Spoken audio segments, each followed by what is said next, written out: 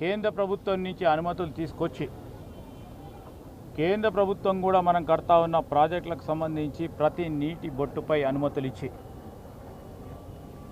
ఇచ్చే వరకు మా పోరాటం కొనసాగుతూనే ఉంటుంది. అటువైపున్న ఆ రాష్ట్రం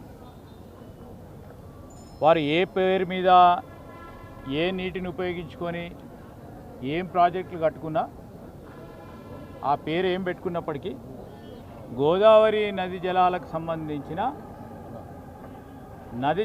సంబంధించిన ఒక్క నీటి బొట్టును కూడా మా రాష్ట్ర ప్రయోజనాలను దెబ్బతీసే విధంగా ఉంటే ఒక్కటి కూడా బొట్టు అక్కడ బొరియవు. ఇది స్పష్టం.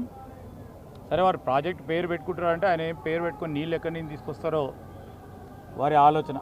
కానీ ఈరోజు స్పష్టంగా చెప్తా ఉన్నాం, ఒక ప్రక్కన గోదావరి వాటర్ రివర్ డిస్ప్యూట్కు సంబంధించిన ట్రిబ్యునలే కానీ, కృష్ణా వాటర్కు సంబంధించిన ట్రిబ్యునలే కానీ, మనకు సంబంధించిన నికర జలాలు వరద జలాలకు సంబంధించిన అంశం విషయంలో స్పష్టంగా మన నీటి వినియోగత గురించి, మనకొచ్చే వాటా గురించి స్పష్టంగా ఉంది. ఇక్కడ ప్రాజెక్టులు కట్టి తీరుతాం,